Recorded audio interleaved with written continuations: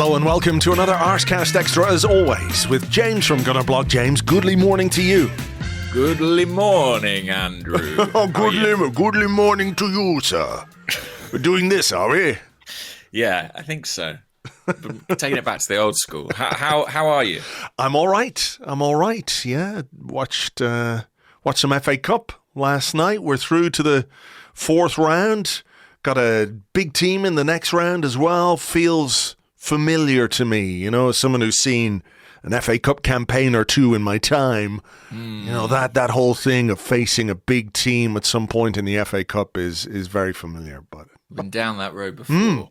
We certainly have. Yes, it's not the draw I would have chosen. Let's put it like that. I would have chosen to play Crunklington Town. Sure. I mean, my hometown, Boreham Wood, they're still in the hat for the fourth round because they've got a replay to come. Let's have them. Do you know what I mean? That would have been. Can we not change it at this point? It seems unfair that we can't just say, no, come on. Yeah. That's not right. You know, we're playing them in the league in a couple of weeks. It's not fair on anyone. Like, think of the wider football public. Exactly. They want to see us playing. The magic of the cup. Yeah.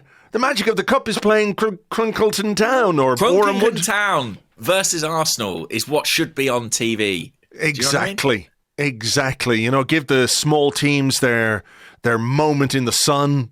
You know, the magic of the cup. The commentators saying, what a story this would be for Crunklington Town to beat the mighty Arsenal, who by the way don't have any European football this season to contend with, so they can focus on the FA Cup and the draw against Crunklington Town. And Crunklington Town's players are all part-time. They've all got other jobs.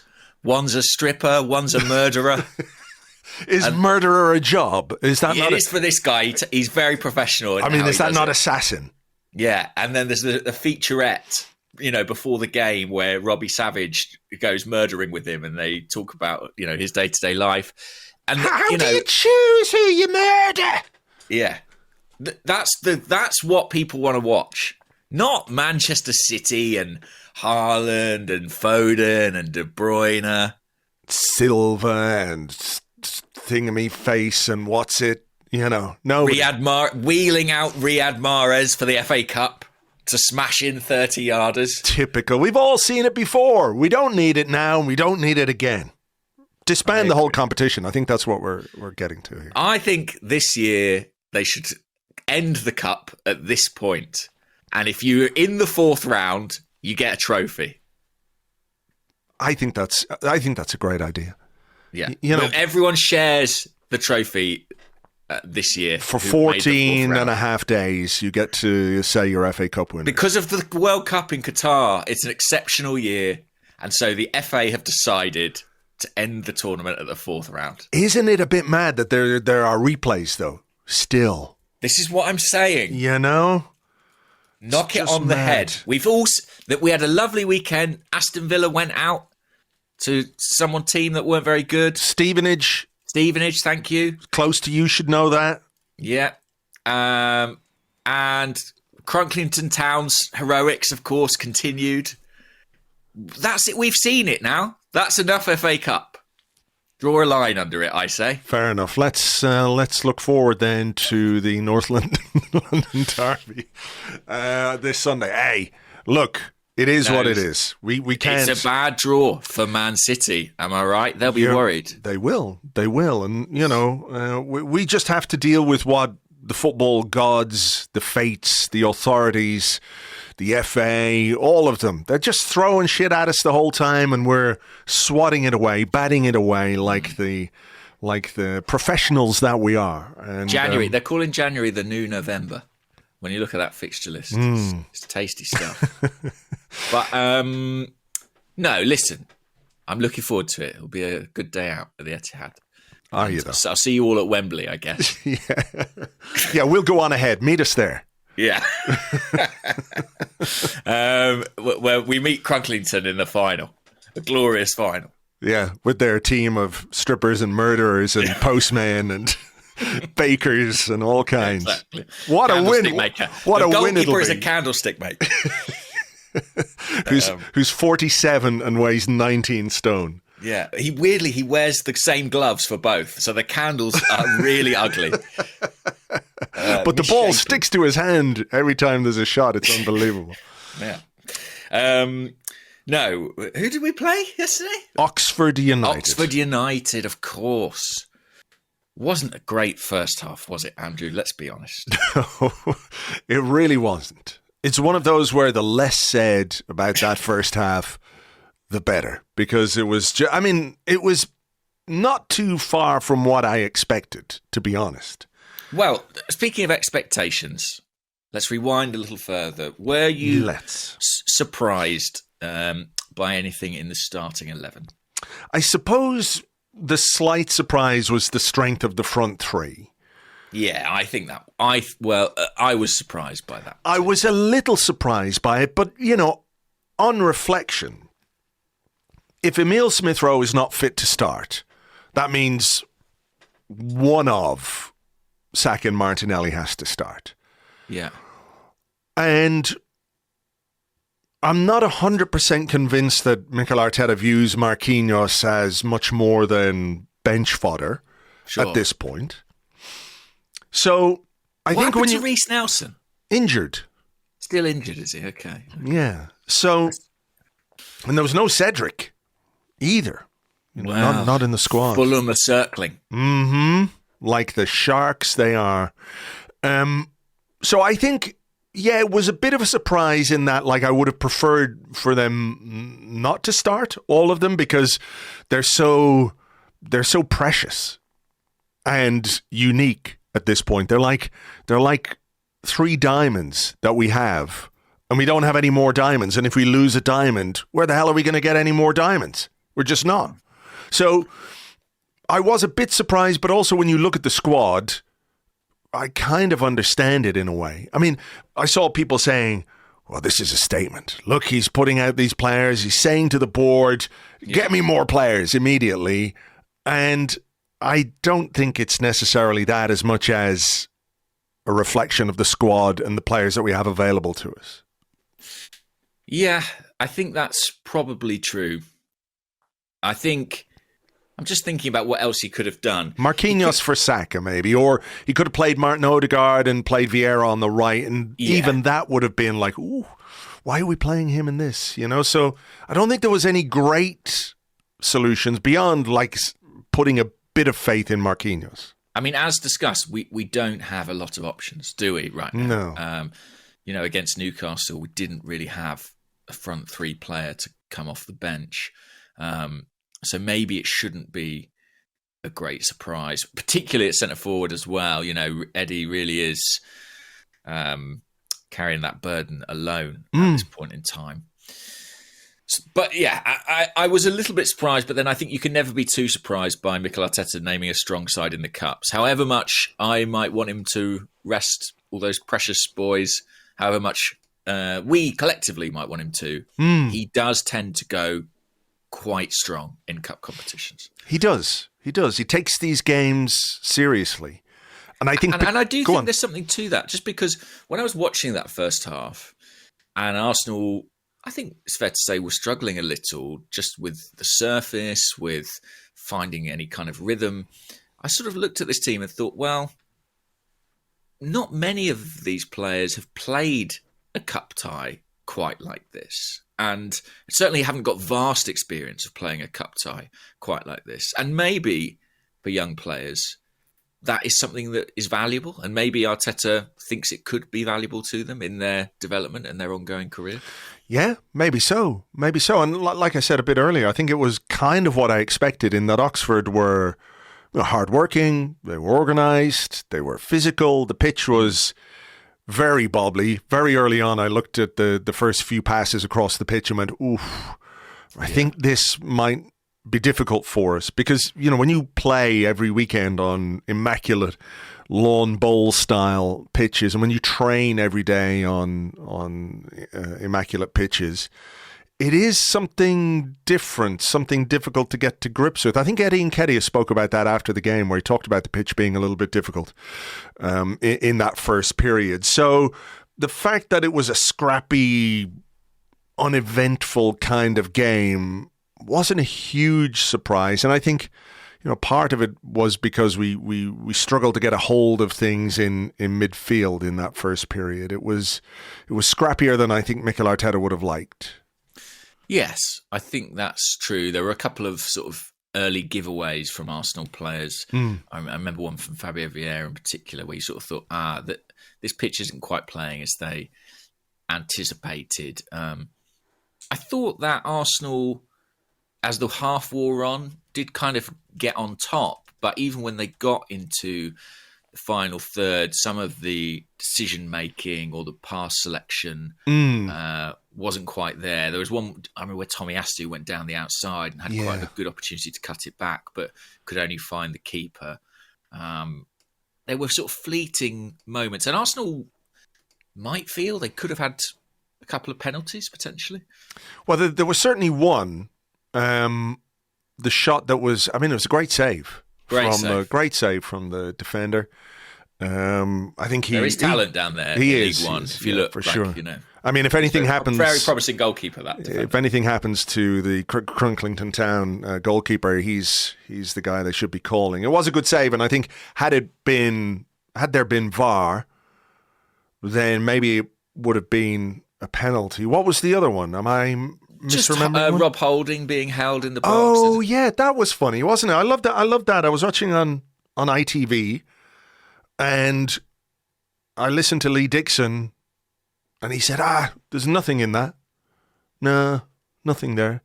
As the guy standing with both arms around Rob Holding, giving him a tender hug. I was thinking, well, what are you watching? But yes, maybe that might have been one. But they don't tend to give too many of those, do Arsenal. They? No. Well, certainly not to us. Yeah, that's fair. I guess not. And as you say, no VAR, so less likely. But as I started by saying, it wasn't a great half. I was sort of texting around mates of mine being like, is this fun for a neutral? Like, is this one of those fun, scrappy cup ties? Like, oh, look, Oxford are holding their own. And everyone replied and was just like, no, this is a bad game. Yeah, this was bad football. This was not this was not plucky underdogs sticking it to the big guy. This was just a bad game of football. There's no two ways about that. You can't make a case for that first half for being anything other than just completely forgettable. I think that's true. There was one moment where we had a long throw. I think maybe the closest we came to scoring was from a long throw. Do you remember? And Eddie stuck a foot out. Clipped it over, yeah. Yeah, went over. But, that might have been offside as well. I need to see it again because there was a flick at the near post, I think. But what do you make of the fact that there has been VAR in some of these games? Yeah, I know. It doesn't seem fair. Stadium dependent, right? Yeah, but it should be either, all or nothing. Like there's VAR for everyone or there's VAR for nobody. It should be competition wide. I agree with that. But then, sometimes you have a stadium that's set up for VAR, like at Anfield the other day, and there's a corner of the pitch that isn't covered by a camera. Suddenly, you can't make a decision. These are things that definitely need to be ironed out. But I agree, it's slightly odd to have different laws, should we say, in the same competition. Yeah. So look, the first half, thankfully, came to an end. And that was good. I enjoyed the 15 minutes between the end of the first half and the start of the second half. We got to see Ian Wright again. Yeah. Things were looking up. It was a lovely interview, wasn't it, between Wrighty and Mikel Arteta before the game? Yeah. Loved that. Great report. That was the highlight. That was the highlight of the first half, even though it didn't even happen in the first half. It kind of kept me going, Sure. Second half, Oxford had a moment right at the start, didn't they? The guy went through on goal. Yes, and he had looked off but was on, I think. And Turner did well. He showed good concentration, I guess, and a good starting position to race out and clean it up. I thought he wasn't enormously tested on the night, but he looked solid and capable and had a decent night, Matt Turner. Then I think we did start to exert a bit of pressure after that. We had a succession of corners. We played more of the game in their half. And then I think the game, well, there were two things, obviously, that changed. There were substitutions, which gave us more control. But then there was a goal very quickly.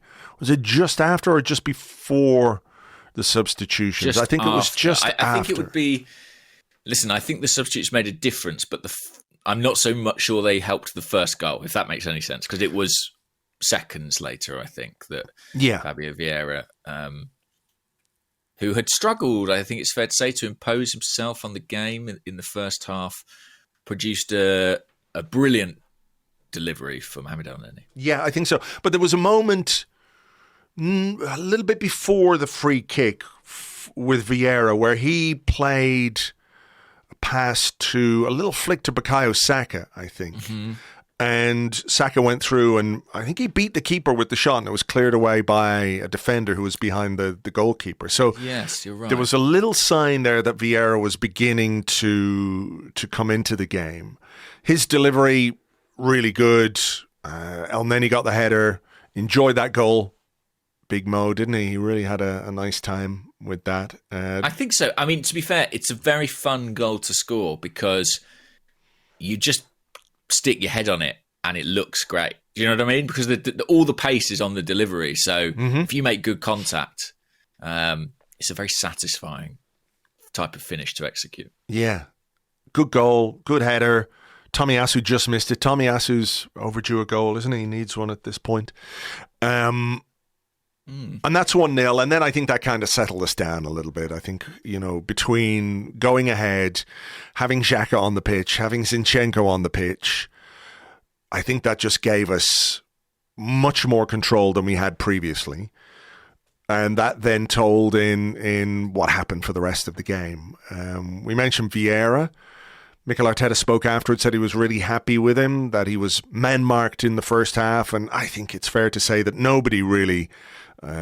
stood out in that first half from an Arsenal perspective, but he did grow into this game, and I think that pass for Eddie Nketiah is really lovely, and I think Eddie's finish as well is a sign that this is a striker who is becoming more confident and more composed in front of goal.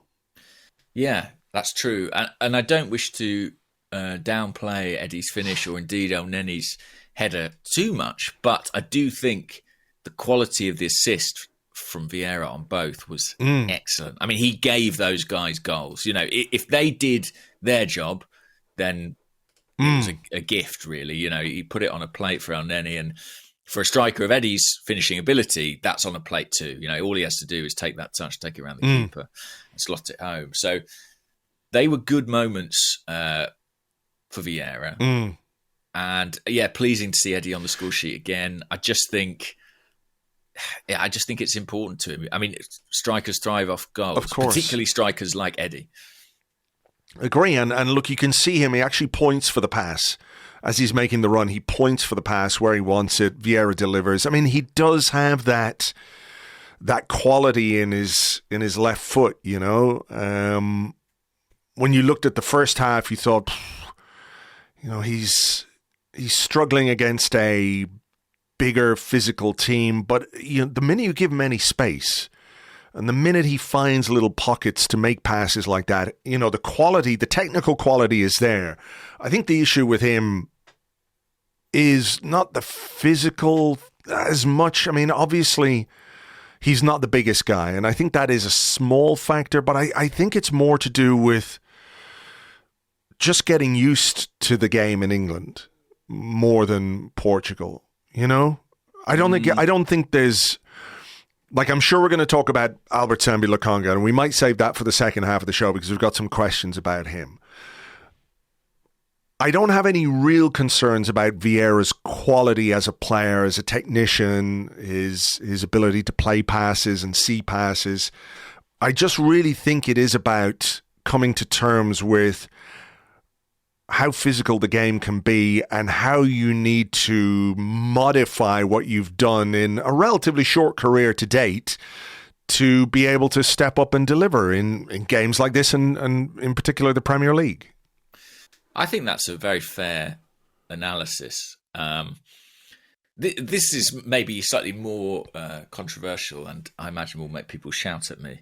But I think that although they are very different players with very different problems to solve, in some respects, the early days of Fabio Vieira remind me of the early days of Nicola Pepe. In that, he has produced some really, really excellent moments that have demonstrated a significant level of talent. And there's also the parallel of, the left foot. And probably played less than people expected or might like. And his challenge now is to go from being a moments player to someone who can deliver more consistently. And I think his challenge in doing that is different to Pepe's. I think you're right. I think it's more connected to an adaptation to England, to physicality. I liked you saying that his size might be a small factor in the adaptation.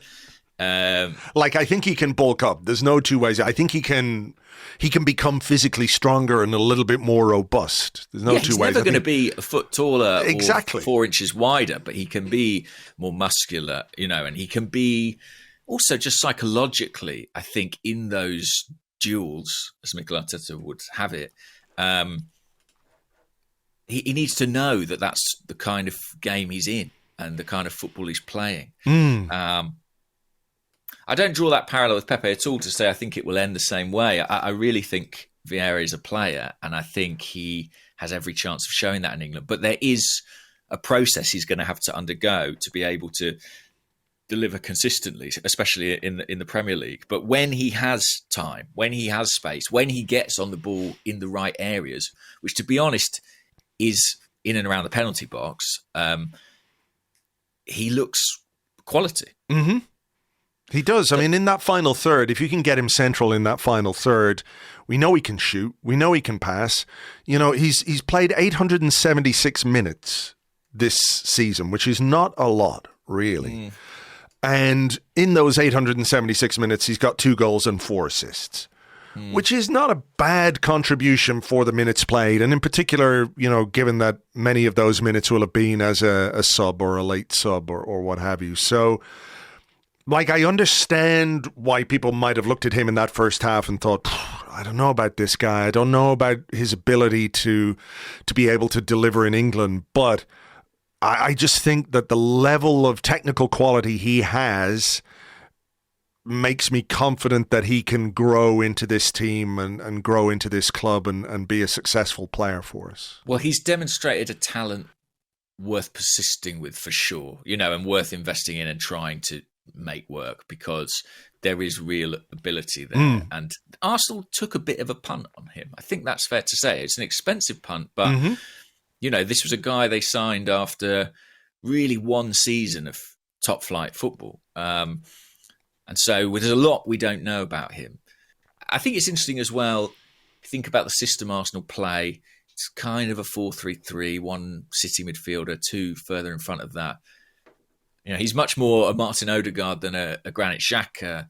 But if you think about Odegaard playing that kind of right 8-10 role, think about how much of a physical dimension Odegaard manages to bring in that role, despite it not necessarily being his obvious strength. We think of him as a creative player, but think about everything else he brings in terms of chasing back, pressing, regaining possession. That is the benchmark for Vieira. And that's what he has to try and emulate, I think, if he wants to play regularly in that kind of position for us. No, I think so. And look, the other thing to point out is that Odegaard's a couple of years older. Yeah. Much more experienced, I would say, as well, at senior level. Yeah, exactly. He's like nearly 50 caps for Norway. He's 3 inches taller than him. So there are things that give him a little bit of an advantage there. But, it's interesting that you mentioned the fee. 35 million is a bit of a punt. There's no two ways about it. But when you look at what's going on with Mudryk, for example, maybe this is the kind of deal you have to try and do to get a player before they reach, the very obvious public coming of age of their potential, if you know what I mean, because then the prices go absolutely crazy. You know what I mean? 100%. So, I mean, it's not to say it's a guarantee that it will work, but, I can think of countless occasions where we've been linked with players who, for example, Rafinha's a great example, where we're being linked with a player who has come to the Premier League, done well to the point where Arsenal are interested, Chelsea are interested in every single player that exists at this moment in time. Especially if Arsenal are, yeah. Exactly, but Barcelona are interested, right? And I think we've had this discussion. It's like, well, why don't we get the Rafinha before he costs 50 million? And I know 35 million, 50 million is a bit different, but I think this is kind of one of those deals where if Vieira does fulfill his potential, if he can really come to terms with English football, 35 million might look like a snip. That's it. And when Arsenal signed Vieira, obviously it came out of the blue for a lot of us, but part of the rationale internally for doing the deal at this time was if he has another season in Portugal racking up goals and assists, he moves into, as you suggest, a higher price bracket and onto the radar of maybe not bigger clubs, but certainly, clubs that might be more attractive to a Portuguese player. And so Arsenal did go early. And maybe, part of the price of that is that you accept a degree of development happening on your time. But if it pays off, it will have been worth it. And I think he's a really intriguing player because he does deliver these moments of real quality. I mean, that goal at Brentford stands out, but there have been others as well. Even in the little pre-season period just around Christmas, there were some great moments from him and a couple of great assists last night. So I'm not sure Arteta fully has faith in him at Premier League level yet. There have been some games where he might have brought him on and hasn't done. I think it depends on the game state. Even the Newcastle one. I mean, do you bring him on in a game where Arsenal are playing pretty well, kind of on top? Odegaard is maybe not at his best, but, given what he's produced, do you put a Vieira on at this point against a team that's, like if Oxford were a bit physical last night, Newcastle were a different level, in terms of their size and the way they use it. And also a team that poses a counter-attacking threat. You've got to think, if you do think Vieira might weaken you defensively with a big game poised at 0-0, is that a gamble you want to take? They brought on St. Maximin in those final stages, and they are a decent team on the counter-attack. So it's a tricky equation. But I mean, isn't it about in games like this? If we talk about Eddie, for example, who's now got 4 goals in 4 games since he came in for Gabriel Jesus. I think it's 5 goals in his last 5 starts for the club. If we're looking at games like this and saying, well, this is really good for Eddie because he's scoring goals, strikers thrive on goals. We're looking at Fabio Vieira and thinking, well, what can he deliver? Okay, it's Oxford, everything else, but he's come out of the game with 2 assists. I think that really is the key thing from this particular fixture, that he has delivered. He's contributed. The stats are there. They're in black and white. He will, I'm sure, have found the first half tough going, but I think he will have walked off that pitch last night thinking, okay, I've taken another little step forward here and, I'll keep working and we can go from here. And one thing I will say for him is that I've seen him, and I think it happened once last night, be absolutely flattened, as is going to happen to a player of that kind of size. And it's never seemed to hugely phase him. And I think that's to his credit. He has taken a bit of a buffeting at times, but generally, if he stays on the pitch, he will play himself into the game. And I think that's a credit to him. And to be fair, he's probably experienced some of that treatment his whole life, his whole career, because he's never been a big guy. No. And he's going to get clattered, and that's it, The one I think that where he got absolutely flattened from behind. I think that took the wind out of his sails a little bit, but I'm just trying to figure out what moment that was and was he able to deliver after that. Yeah, it was the 66th minute when he was absolutely flattened. 3 minutes later, he provides that pass for Eddie to score the goal. There you go. So there you go. Eddie's third, lovely finish, nice run. Martinelli held it well, timed the pass well. Maybe you could look at the goalkeeper, but I do think that's a confident kind of finish from Eddie. Brilliant finish. I mean, impudent stuff. And I think after that, he probably quite fancied a hat-trick. He stayed on the pitch, didn't he? And I thought, and he took one shot on from about 30 yards, which would about the total of all his Arsenal goals to date, distance combined. But yeah, I really liked that finish, and it was a good run from Martinelli, who, you know, on a night where Arsenal weren't great for long periods and where it did become a bit of a physical battle, I did think that Martinelli's running athleticism really stood out. Agree. What else to say? I mean, there was a moment, of course, when Bukayo Saka went down and we all very frightening, reached for the smelling salts and the fainting couch and everything else. But Mikel Arteta said afterwards he's fine.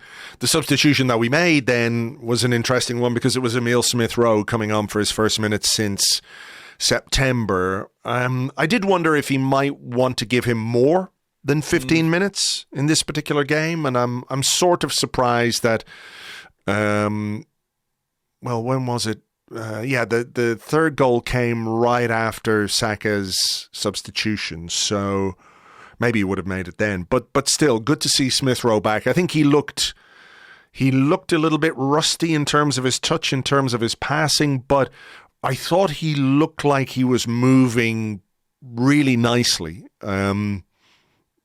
Gliding over the ground a little bit, I thought. So it was good to see him look in good physical shape. And he almost score as well. He looks in good nick. And he looks... I mean, every time I see Smith-Rowe in the last sort of 18 months, I think he looks a bit more powerful, you know. I guess that's maturation, you know. He's getting older and presumably some of these layoffs have given him time in the gym too. On the technical side, he did look a bit rusty, I thought. But it was great to see him. I mean, you know, we'll touch on this in the second half, I imagine. But yesterday, the news came Joao Felix very close to joining Chelsea. And so, you know, we're looking at a sort of scarcity of options for Arsenal in attack. Having Smith-Rowe back and firing would be such a big boost. And if he didn't play that long, maybe it is just pure caution with such big Premier League games to come. You know, he's already had a setback in his recovery. I guess they just know that they need to try and prevent another one.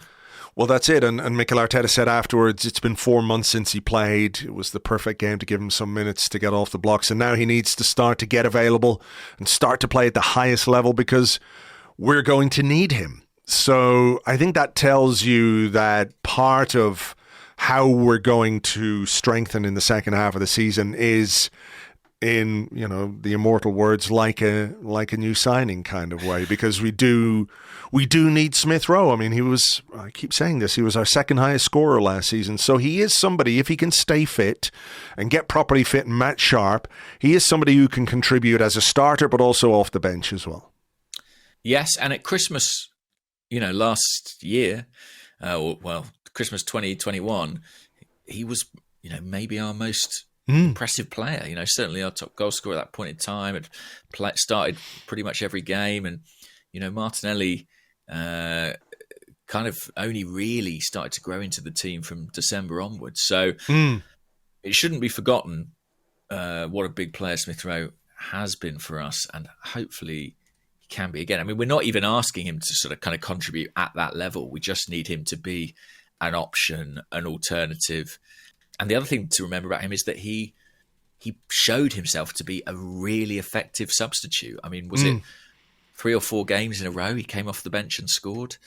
Wouldn't mind something like that again. You did mention Joao Felix. Yeah. We've got plenty of questions about transfers and things like that in the second half, which we'll get to now in a moment. But just your thoughts on him going to Chelsea. Clearly Arsenal were interested, but not interested enough to pay whatever it is, 11, 12 million euros as a loan fee, and then another £5.5 million in salary for 5 months of service. I mean, the thing to point out is that he signed an extension with Atletico Madrid, reportedly anyway, signed an extension with Atletico Madrid before he went on loan to Chelsea. So there's no obligation to buy or anything like that. It is an extraordinary amount of money for a loan for a few months for a player who, could hit the ground running, but as we've seen in the past, could also take some time to get used to English football if he manages that at all. Yes, and if you want to sign the player permanently, it's going to cost you a pretty penny. So I don't think Arsenal could really have looked upon it as a long-term investment. I mean, it was sort of presented as, he had the choice, United and Arsenal were also interested. That is true, but I don't think, from what I hear, Arsenal would not have sanctioned an 11 million loan fee. No, that's crazy. But it's interesting, I've seen people positing a counter-argument to that, saying, well, if the title's potentially on the line, is an 11 million loan fee, and let's say 16 million for the loan of Joao Felix, and that's the difference between making yourself Premier League champions or not. Is that a small price to pay? I mean, yeah, sure, but I mean that's a hypothetical that you could present. For many transfers and for many deals. The reality is the guts of 20 million euros for a player for 5 months. Like, of course he could help you. He could score the goals that could be the difference between first and second, or the difference between, last season, the difference between fourth and fifth. But is it really a strategic way to spend that amount of money? When you're a football club that has, in the past, really suffered from doing poor short-term deals, at some point you have to say, well, there is a possible benefit for it, but have we not improved by being more strategic, by being smarter with our money and with our transfer business? And I think the answer to that from an Arsenal perspective is yes, we have. So do you then go back on that? I mean, the people who say, well, it could be the difference between winning the title and not, would be the first to say, well, that was a waste of money if he plays, if he has a Denis Suarez time at Arsenal. You know what I mean? So you could easily make the counter argument. I see both sides of it, really. Yeah, me too. But I understand why Arsenal wouldn't pay that money for a player for 5 months. Yeah, I can understand certainly why, Edu and the board might think this doesn't really fit with the strategy that we have deployed thus far. I think that a long-term strategy and a short-term sort of tactical maneuver needn't necessarily be mutually exclusive, though. You Sure. can have a smart club that's structured on long-term planning, but also recognise the need or the value for a short-term move. I mean, another component is in this, and one that I think may have some weight, is that I think Joao Felix goes to Chelsea knowing that not only will he play, but if he plays well, there's sort of a place in the first 11 for him in the long term. And I do think when you look at Arsenal, having Jesus, having Saka, having Martinelli, having Odegaard, maybe, for a player who's been frustrated at not starting enough matches, maybe Chelsea is a more palatable choice. I don't know. Maybe a more favourable choice is a better word. But I think if Arsenal had wanted to match the money, there'd be a very good chance that Joao Felix would be coming to North rather than West London. Well, that's it. He's sold on the Chelsea project.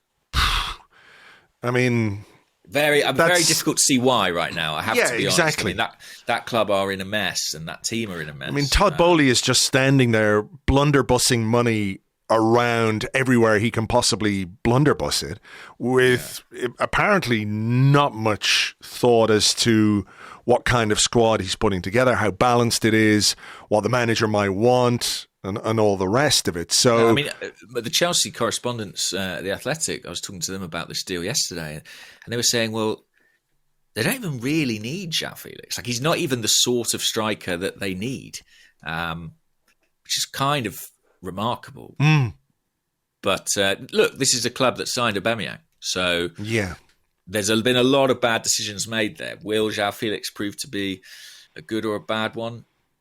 I guess time will tell. It would have solved some problems for Arsenal to bring him in, undoubtedly. And I do think it adds maybe a little layer of pressure to the Mykhaylo Murdyk negotiations. I think, to lose...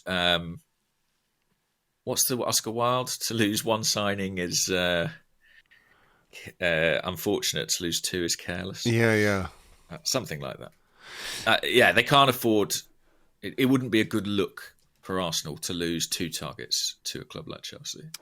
I mean, do you think Chelsea still have interest in Mudryk? The noises coming out of Chelsea are that they still want to augment their front line. Whether or not that would be with Mudryk, or I think they need more of a sort of conventional centre forward. Didn't they just sign some guy from Norway? Yes, I don't know if he's going straight into the squad. Right. But he's a promising young player. He's sort of more of a prospect for the future. They put him on like a 16-year contract. That's Chelsea's thing now. 16-year contract on £390,000 a week. Yeah, it goes up 80% every year, I think. Right. It's a bargain. But Todd Boehly's telling everyone it's a bargain. It's a bargain. I think... I think that this will... It puts a layer of pressure on Arsenal to get Mudryk done, but I also think, yes, maybe it strengthens their position in some ways too, because Chelsea, have brought in a kind of multifunctional forward now in Felix. But we shall see. Perhaps we have questions about that. I'm sure we do. Okay, let's take a little break here, because we do have questions about transfers and Mudryk and other things, which we will do in part 2, which is coming up right after this.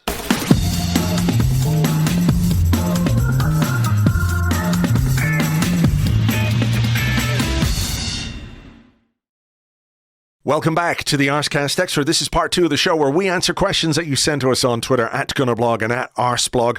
Also on the Arseblog Discord chat server, which you get access to if you are an Arseblog member on Patreon.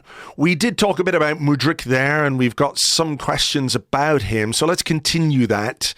Alexander Muster, who's on Twitter at Alex Muster, says, "Goodly morning. Which option is the likeliest? 1, we get Mudryk and that's business done. 2, we get Mudryk and another forward. 3, we get Mudryk and a midfielder. 4, we don't get anyone." What do you think? Give me the options again, Andrew. Sorry. Get Mudryk. Yeah. And that's it. Yeah. Then we get Mudryk and another forward, because we have been after Joao Felix as well. So maybe we change our target and bring in another forward as well as Mudryk. We get Mudryk and a central midfielder. We do have questions to come on central midfield. Or we don't get anyone. The horror. I'm going to go with option 1. Okay, Mudryk and no more. And to be honest, it depends on if your glass is half full or half empty, how you look at that. You could say that's optimistic. That says we'll get the deal done. Some would say that's pessimistic. We need more than that. I think that feels like the likeliest outcome at this point. What do you think of those 4? I mean, I think probably I lean towards 1, but when, a deal like the Vieira deal, which we mentioned, that came out of nowhere, it does perhaps demonstrate that they are capable of pulling a small rabbit out of a hat from time to time. So I wouldn't rule out something else entirely, but quite what it is, I don't know. I mean, the thing is, if you are after two forwards, which we were until Joao Felix decided to go to Chelsea, why wouldn't you have an alternative plan to Joao Felix? And I know part of that is due to like availability in the market and who might be out there and everything else. But I don't think it's unreasonable to think that, you know, they might have a backup plan in that regard. I don't know who it is. I don't know who it might be. But if they do want two players and one of them becomes unavailable, I don't know that you just go, well, that's that then. There's only two players in the entire world. And unfortunately, we can only get one of them. You know what I mean? So it wouldn't surprise me if there was something else. No, I think that's fair. The only thing I would say is that I think it's worth remembering that the Felix deal was always a loan deal. And there was kind of a value in bringing in a striker on loan because, you know, Jesus is very much the guy and he will be back eventually. And they obviously have great faith in Eddie too. Mm. So the question then becomes, what kind of caliber of player, if you think, well, if we bring in a striker, it would ideally be a loan. What kind of caliber of player can you get on a loan? That's fair, you know. But also, Mikel Arteta in his press conference last night was asked about, you know, bringing in another striker, and he said about Eddie, you know, he's doing really well, but it's a problem because we only have one. And then he said we're going to be many months without Gabriel Jesus, which I think has kind of flown under the radar a little bit. Yeah, we had a question about that. I noticed it too.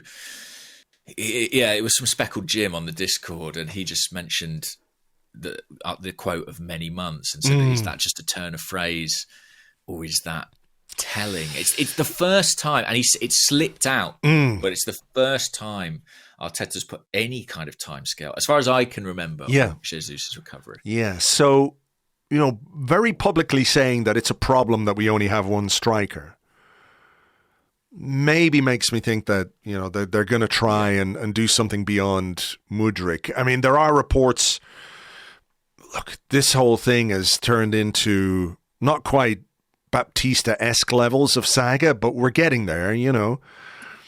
Arshavin Part 2? Arshavin Part 2 in a way. I mean, the reporting yesterday, apart from the latest report is there is no report, or the latest update is there is no update. You know, talks are continuing. The clubs are confident. The club, blah, blah, blah.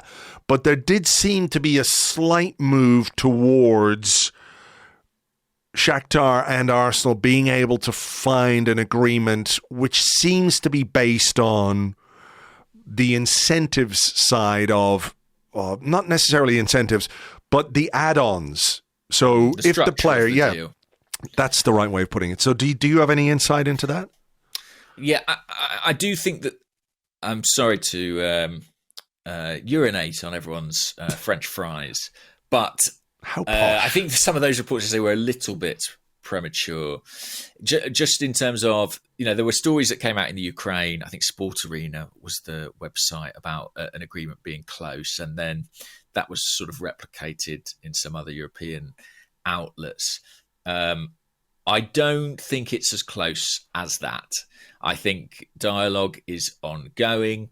In fact, yesterday, as it happens, one of the key sort of negotiating figures for Shakhtar Donetsk, who deals with all their kind of contracts and numbers, wasn't even at work. So I think the idea that it's close or in the final stages of negotiation is certainly premature. But I do think that it's accurate to say there's optimism on both sides that an agreement can be reached. Mm-hmm. And I do think Arteta, certainly, I don't think it's true of his team selection necessarily, but I think what he says in press conferences can be quite pointed about recruitment and signings and trying to communicate the urgency and the need for that. So fingers crossed it can move forward. This morning was quite a big moment in the saga in that Mudryk and the rest of the Shakhtar squad were due to fly to Turkey. Mm-hmm. Another parallel, you may remember Andrei Arshavin flying out to, I think it was Dubai with the Zenit St. Petersburg squad, and there was a lot of talk of would he go, would he not go? And I can tell you there were people at Shakhtar who thought perhaps he wouldn't turn up for that flight this morning. He has, and he has travelled. Listen, I think that's fine. My impression is that him behaving in a difficult manner may not have helped the situation. You know, I think Shakhtar are quite a bullish club, and I don't think that would have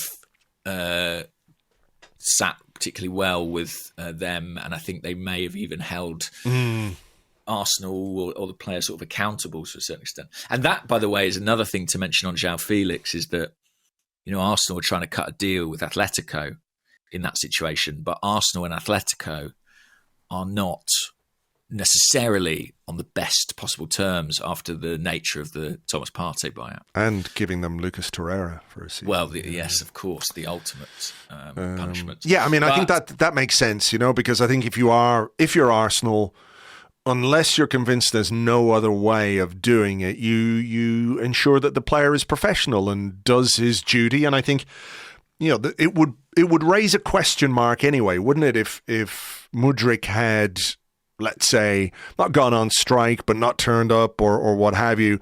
This is his club that he's played at since he was small, you know. So if he can do that to that club, what could he do to Arsenal down the line? Well, also, our sense of urgency in our timeline is different to his. You know, we're looking at Spurs on Sunday and thinking, it'd be great to get someone in. He's probably looking at it and saying, well, it's 3 weeks today until the window shuts. I don't have to play all my cards right now. Sure. So I guess the good news is talks are ongoing, optimism that agreement can reach. The bad news is I don't think it's quite as close as you may be reading. And I think Shakhtar, you know, they still have higher numbers in mind than Arsenal consider realistic. Part of the reason I plumped it for option one in that question is just that I do wonder if this may end with Arsenal paying a little bit more than they are comfortable with. Well, probably quite a lot more than they're comfortable with. They're probably already in the regions of more than they're comfortable with to get it done, and that, you know, potentially capping what else we might be able to do. I just think they've come so far on this player. They are absolutely convinced of his ability and the fact that he can be a long-term help to the team. I just wonder if they will, as with Ben White, as with Aaron Ramsdale, as with certain others, see it through. I mean, we had an interesting question from the Discord from Wise Marklar, who said, do you think we're willing to spend big on Mudryk due to future sales?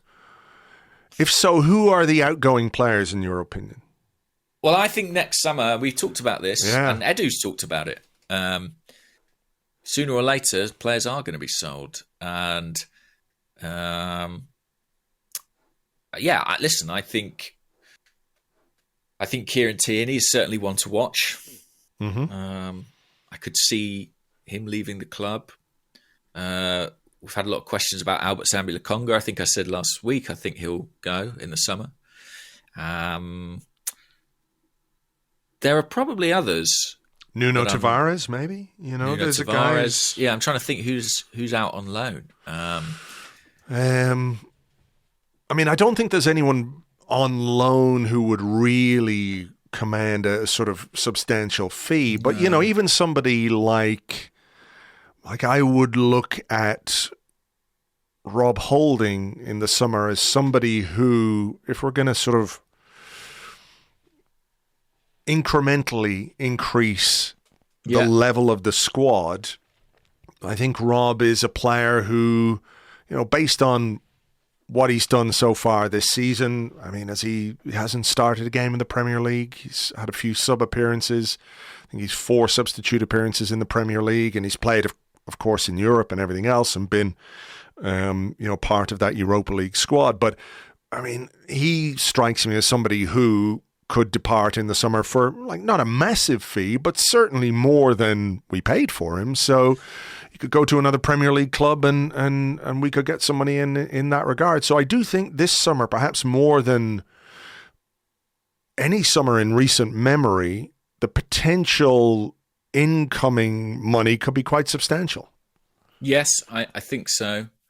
In my darkest moments, don't. In my darkest moment, no, it's not. Well, it's pretty bad. In my darkest moments, I sometimes wonder. If Emile Smith Rowe really struggles to be consistently available. I sometimes wonder how much patience there will be with that. That's all I would say. Yeah. I think he's an outstanding talent, and I think we desperately need him at this point in time. But sometimes when I look into the future, maybe this summer would be too soon. I think he'd need more time to kind of for us to gauge where he's at physically. I think so. I don't know. The thought crosses my mind of him potentially being quite a saleable asset. Yeah, but again, that would depend on his availability or lack of availability. So if it goes well, this is not even something you consider. If it's not going well, then that makes you think about it in a different way. So yeah, and even players doing really well at the moment. Someone like Eddie, if Arsenal do end up pushing the button for a new centre forward in January, and they get to the summer and they've got Jesus, Eddie, and another, given what he's shown this season, he would be a very marketable asset. Yeah. Joint top scorer now. Yeah, and don't get me wrong, I'm not. I'm not necessarily keen for any of these players to leave. Sure. But it's going to be part of the evolution of the squad. But isn't that the sort of antithesis of what we've been complaining about for years? Is that we have players we just cannot sell because of like bad contract management, their age, the lack of quality. Like, who wants to buy these guys? And now we've got players who you could definitely see as attractive to other clubs. That's just something we're going to have to deal with and manage as we get good and improve and get better. I mean, it's like City selling us Gabriel Jesus and Alexander Zinchenko. Like, I'm sure City fans love those players, but City, have the quality and they've got the depth and they've got the resources to sort of replace them, if you like, and to make their sales okay, Yeah, and they were like, well, we love Gabriel Jesus, he's a great player, but we can go and get Alvarez, he's cheaper, he's younger, and we think he's got similar or greater potential. And that's how you build a squad. Take Eddie, let's say he has a really strong second half of the season, but Jesus comes back and he finishes the season as second choice in that position. If another Premier League club comes along and says, with an English tax on it, we want to give you 30 or 40 million for Eddie Nketiah, Arsenal might go, well, listen, we really like Eddie, but I think maybe there's someone we could get out there that's better. Sure, I don't know.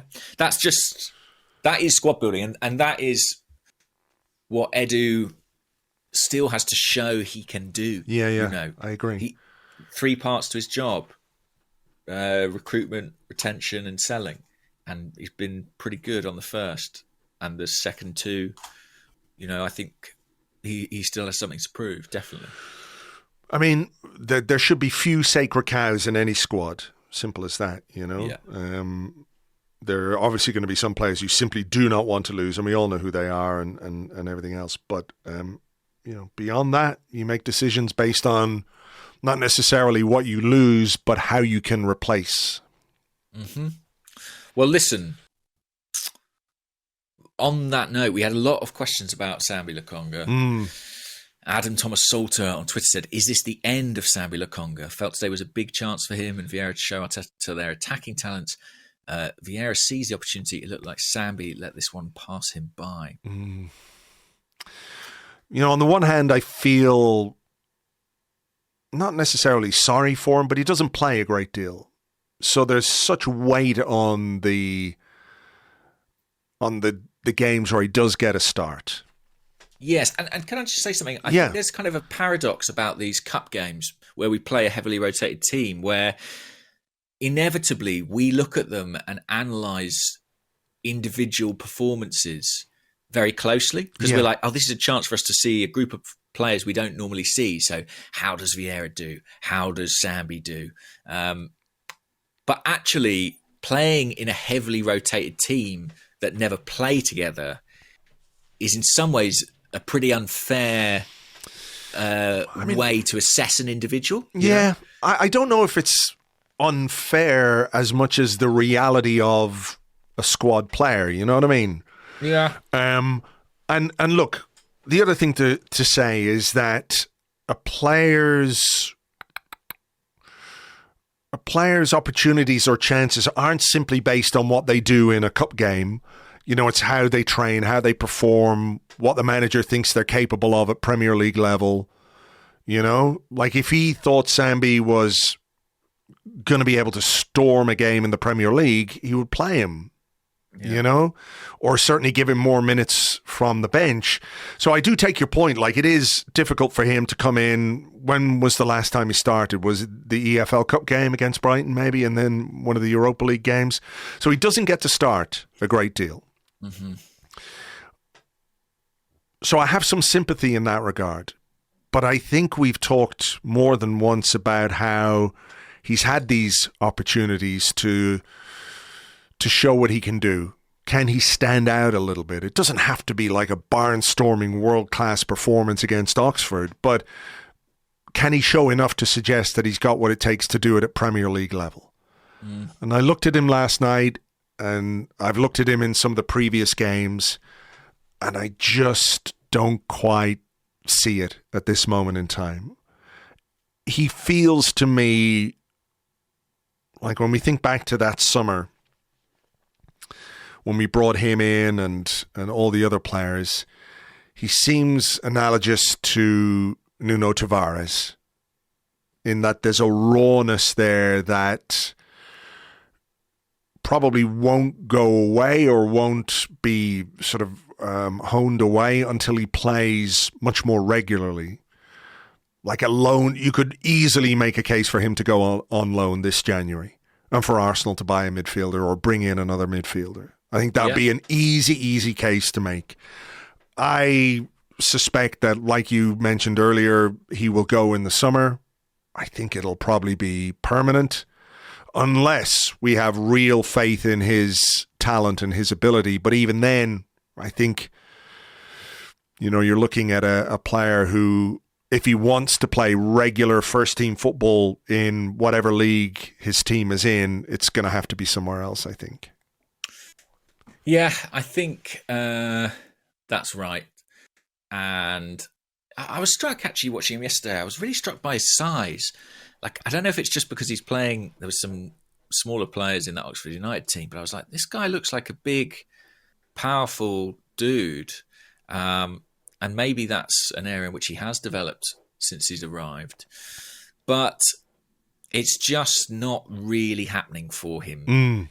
And we know from him on record that he very seriously thought about asking to leave the club last summer. Yes, because he wasn't playing. And I don't think anything that's happened in the intervening period will have sort of changed his mind necessarily about that. So I think for all parties, you know, the question was, is this the end? Probably not quite. Because I don't think, as things stand, we have the depth to contemplate letting him go. But no, I agree with that. I mean, we can't let him go unless we bring somebody else in. But the question then is, does your midfield have enough to compete across possibly 3 fronts for the next 5 months. Yeah. And that is, I mean, they've got to be thinking very, very strongly about that. Yeah, and that's true. And I think long term, it wouldn't surprise me if Mikel Arteta's mind is kind of made up on Albert Sambi Lokonga. Same. That's the impression I'm getting from what I'm seeing with the selection. And, you know, Arteta, he doesn't hide his feelings much on the touchline, which has attracted a lot of attention in the last week or so. And if you watch Arteta watch Sambi, then I think it's quite telling. There was a change in the second half where basically we positioned him quite high up the pitch. And there was a couple of moments where there was just this big hole in our midfield where I'm assuming he was there by instruction. He was told to be in that area of the pitch. But it basically meant we had a gap in midfield where, you know, a number of times El Neni and Holding were looking for a pass inside and there wasn't one. Whether that was because he wanted Sambi to attract the attention of somebody else who could fill that gap, I'm not 100% sure. But like he lasted, 15 minutes of the second half and then he's off. And it's, Granit Xhaka in there. And I don't think Xhaka did anything remotely spectacular. I think what he did was completely and utterly run-of-the-mill. I don't mean to be dismissive about that. But it was far superior to what Albert Sambi Lokonga was able to contribute in the same role, you know? And I think that tells you... he was supplemented by Zinchenko, who... Well, yeah. I think, you know, if I had to choose a word to associate with Zinchenko, it would be control. Yeah. He helps us control games so much better. So it was a marked difference after those changes. And the timing of the goal, of course, also helped. Well, we'll wait and see what happens with Sambi. And like you, I don't think anything can happen this January unless we bring in another midfielder. So let me see what else we've got here in terms of a question. Here's one from Emil A239 on the Discord. And he says, what do you make of our seemingly ruthless approach to cancelling underwhelming loans? See Miguel Aziz and Brooke Norton-Cuffy. I like it. I think if it's not working for the players' development, you know, these are precious years in their career, and we need to try and make it work for them. I think my honest impression is that those two players are on slightly different trajectories. Yeah. I think hopes for Norton-Cuffy are higher at this point in time than they are for Aziz, which maybe isn't what people anticipated a few years ago, but I do think that's kind of where we are at this point in time. Yeah, it is quite funny, isn't it, how someone like Miguel Aziz can be... He's only 20 years of age, so he's got his whole career ahead of him, and he could easily go on and have a good career, and I hope he does. Yeah. But isn't it amazing that, a player can be the next big thing at academy level? I remember it was probably 18 months ago, maybe 2 years ago, people were saying, get Aziz in the team. We need him. We need Aziz. Wow, and, he's gone off and played a bit for Ibiza, and now he's heading to Wigan on loan, possibly permanent. Depending on... Yeah, I think it's going to be a loan in the first instance, from what I've heard. There's actually talks happening about that today, so we might get some news. But, I guess there was a kind of little fable on the pitch last night. I remember people being up in arms when Marcus McGain left Arsenal went to join Barcelona in 2018. And he's a fine midfield player and he's got some ability, but he's playing at Oxford United in League One. So yeah, I listen. It's far too early to say on Aziz, but I do think Norton-Cuffy's star is kind of still on the rise. What do you think the thinking is behind that one? Because when you send a player out on loan, you want them to play regularly, and he was playing pretty regularly for Rotherham. Played 20 times in the Championship. Yeah, 20 appearances, a couple of goals. So, he was playing pretty regularly. Do you think it's just a case that they want him to play at a higher level?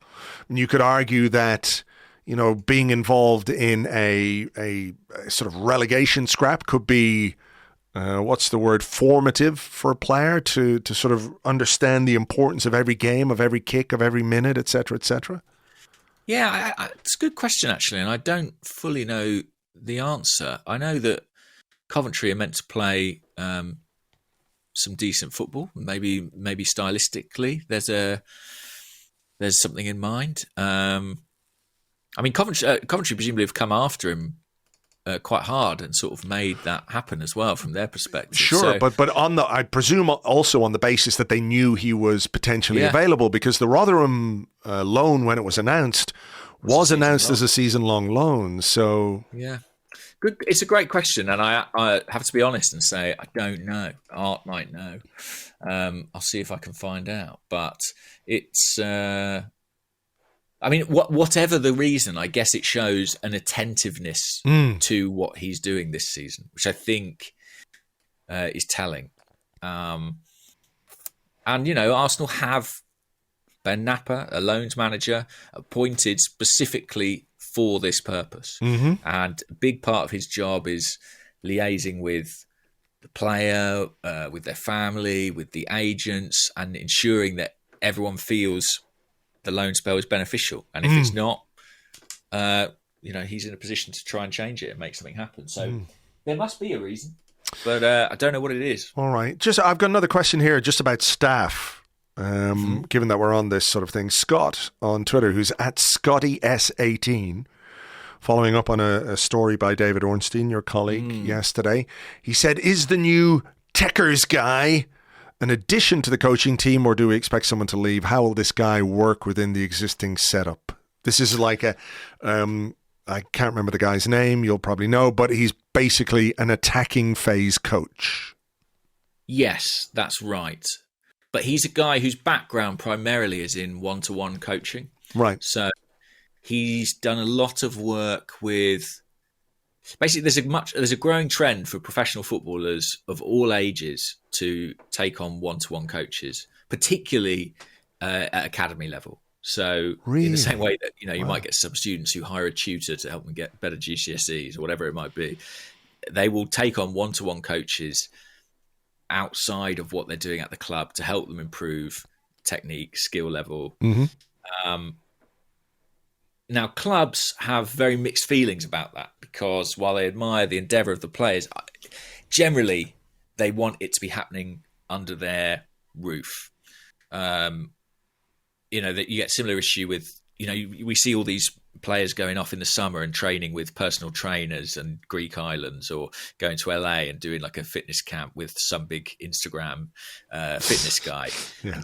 And club physios are kind of like, I wish that wasn't happening, because as much as it's admirable from the player, we're not in control. We're not getting the data. We don't know what the loading's like. And I think the one-to-one coaching thing is regarded kind of similarly. So Arsenal, I think, have been pretty smart here in appointing someone who has a broader skill set than just this, but is a specialist one-to-one coach who has worked in academies and with academy players in developing individual skill for quite a number of years, and has gained a really, really, really strong reputation for doing so. I know he's got kind of social media profile and the likes, but you speak to anyone who's worked with him and reports are really glowing. So I can see the value in bringing that into London Colney. From what I hear, I'm still trying to figure out the details about this. I'm hoping to write about it later this week. But from what I hear, he's going to have a role that incorporates academy and senior level to some extent. And I think it's an addition rather than a replacement. I don't think this is a question of anyone going. And I think Arsenal, and I would imagine Per Mertesacker, Edu and Arteta have been involved in this decision. I think it's a positive development. I like to see kind of quite creative choices made in coaching. If if the right technical grounding is there. Mm. So yeah, I'm intrigued to see how he gets on. I mean, the reality is we probably won't see. It'll probably be a lot of work behind closed doors, and I imagine a lot of one-to-one work with players. Maybe, but he could be on the sideline prowling around the technical area with Mikel Arteta. Every time one of his coaching subjects does something good, he runs onto the pitch with a "fuck you, Richard Keys" t-shirt. The over approach. Yeah, exactly. Yeah, maybe we will hear more from him. I'm just trying to remember his name. Sorry, it's Hussein. His full name. If only you had access to the Athletic, James. I know, you could read. I just can't afford it. There was a £1 deal as well. Hussein Issa is his full name, right. And it is an interesting backstory because he's been a player at #United, which is the sort of the club that was born out of a YouTube channel, and he also has a serious grounding. He was an academy player at Tottenham, trained with the first team at Tottenham. Boo. I know, right? He's a very intriguing guy. Like I say, I'll be writing a bit about him and about the coaching staff later in the week for those who are Athletic readers, but hopefully that's provided some context. I think it's a genuinely interesting addition, and I think Arteta has made some bold choices with his staff. And by and large, seems to have been successful. I'll let you know how the article goes down on the Athletic. Thanks, man. Yeah. What about? Okay, let's do this question. I think this is one worth doing, even if I think I know the answer. Pete, who's at Party in My Pants, says, "Is there a genuine conversation to be had over whether Jesus or Jesus, I actually don't know which it is. Jesus, no? Jesus, thank you. Automatically gets his starting position back over Eddie. While Gabby undeniably adds a huge amount to the dynamic, Eddie routinely puts the ball in the back of the net, which is handy." I think he does when he's fit again, because I think he brings more to the team overall than Eddie. And that's not to be dismissive of what Eddie has done so far. I think if you were to say to people, Gabriel Jesus is going to get injured, Eddie's going to come in, he's going to start 4 games and score 4 goals in those games, you'd say, that's pretty decent. Mm-hmm. So I'm not downplaying anything that Eddie Nketiah does, and I think we're going to see a lot more of him, obviously, because of what Arteta said about the many months without Gabriel Jesus. Hopefully, maybe that was just a bit of a red herring, a MacGuffin, where he's making people think it's going to be ages and he comes back quicker. I don't know. But we're obviously going to see a lot more of Eddie Nketiah. So far, so good in terms of what he has done. So far, so good. No real complaints from my end. I do think there are going to be games where we say afterwards, I really wish we had Gabriel Jesus here. Yeah. I really wish we could have started him in this game. And again, it's not being dismissive towards Eddie. I just think that when you have certain players, it'd be like, I don't know, how would you say it? It'd be like Matt Turner coming in and doing really well while Aaron Ramsdale had an injury, but when Ramsdale is fit again, he just comes back into the team because there is just a difference in level. And I think that's where we are at the moment between 23-year-old Eddie Nketiah and 25-year-old Gabriel Jesus. I just think there's a difference in level, and I think when you're picking your best team, Jesus is in it over Eddie Nketiah. But maybe in the next few months, Eddie can make that a really, really difficult decision for Mikel Arteta. He can make it harder for the manager to make that decision. But as it stands, I think if both players are 100% fit tomorrow, you start Gabriel Jesus. I agree with you. I think that there are going to be moments or games in the next however many weeks it's going to be or months where we miss Gabriel Jesus. I'm not sure those moments will be when the ball breaks inside the penalty area or a player gets put through one-on-one. I think Eddie will probably continue to do pretty well in those situations. I think it will be. I think what we'll miss is just the sheer intensity that Jesus brings, which is pretty much unrivaled in the world, I think we can say. Like the best pressing forward in the world, according to Tite and Pep Guardiola. I think any team would miss that. I think there's an argument at times Manchester City have missed that, even though they look pretty good without it. So I think he will be an automatic starter when he comes back. I think we will gain something from this run Eddie's having in the team. Agree. I think he will develop as a player, and the prospect of this Eddie Nketiah coming off the bench is slightly different to the Eddie we were talking about before Christmas, where we were sort of still asking those questions. Every goal he scores, every good performance, I think adds to his confidence, his presence. And in pre-season, there was quite a lot of occasions where both players were used. And I think there might be certain match situations where there's a value in that for Arsenal. And something Arteta really was quite consistent with in the first half of the season when both players were fit was that if both were on the pitch, unless we switched system to kind of two up top or whatever, it was always Eddie out wide and Jesus through the middle. And I'd really like to see at some point the other way around of that. I mean, I think it would probably suit both players better, to be honest. It feels that way. It does. It does. But look, what we're seeing from Eddie, so far has been really positive. If we were sitting here after 4 games and he hadn't got a goal, we'd be quite worried, wouldn't we? We talked about how strikers need goals. Goals give them confidence. I think it also makes the opposition think a bit more about Eddie Nketiah. If he's got 4 games without a goal, I'm not saying that people, take opposition players for granted or their threats for granted or anything like it, but and I'm not saying like Man City and Man United and Tottenham are going to be quaking in their boots or anything like that, but he's shown he can score goals. So on that basis, I think what he's done so far has been positive. But, Arteta sounded the warning. It is a problem that we've only got one striker, and it is hopefully something that we can deal with. Let me ask you this one. From Tom Canton, who is at Tom Canton Media on Twitter, he says, imagine this hypothetical scenario. We've reached the end of the window and we've secured Mudryk, but exhausted all our alternative striker and central midfield options, leaving us with one final choice. Would you recall Folarin Balogun or Charlie Patino, both or neither?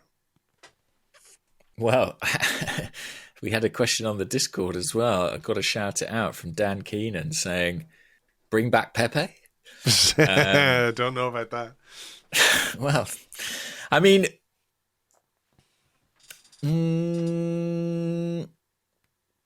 yes, personally, I think in that situation I would recall Balogun, actually. I think I would. But I don't think Arsenal will. What about you? I think that's probably right. If you wanted another striker, it seems like the easiest way to get one if you have exhausted all your other options. But like you, I don't think Arsenal would, unless there was something much more serious. Like if they got an update on Gabriel Jesus, on January 29th to say, I'm touching wood here, by the way, to say that the injury was going to take another couple of months longer than they thought. I suspect that might change their minds on it, but I think they're looking at this one as a development for him, and he's doing pretty well in Liga, and I think they will leave him there unless there's absolutely no choice. Yes. Only Kylian Mbappe and Neymar have scored more goals in Liga this season. It's really impressive. It's really impressive. It is for a side as well that doesn't create or score many. No. in comparison to those other teams, you know? No, he scored 10 goals this season, and they have scored 20. So, it's not Eddie's not the only academy striker doing well right now. There is another one out there, and it's an interesting one that, we talk about assets and marketable players. I mean, does it come to a point in time where you have to make a choice between Eddie and Flo Balogun? I don't know. Maybe, but Arsenal are in a strong position. They've got a good hand currently with those two. But if it was down to me, and it was the choice between bringing in a forward or not, and I had a button I could press that would put Balogun into the first team squad, I would be very, very, very tempted. Very tempted indeed. I think so. When you look at like one of the final, I know we've got Reece Nelson out injured and Gabriel Jesus is injured and everything else, but we have Nathan Butler Oyedeji. Yeah. So he's a 20-year-old forward, but that tells you that there isn't the depth at centre forward, and we know that. So yeah, I mean, it would be a tempting one, because like even 6 good months on loan could be really beneficial for him when he comes back, if he came back, Balogun, for example, Mm-hmm. So I think that's probably that. We've covered most things. We have. There is one final question, though, that I would like to ask you. Oh, please. Comes from the Discord. It comes from Stickers. And he said, when is the last time you were on top of a car and why? Great question. Saw people standing in the car park at Oxford, standing on the top of a car, watching the game over the fence. I think I'm happy to say that I've never been atop a car. That's a lovely way of it. I've never been atop a car. I Have take you? the paper in the morning and I've never been atop a car.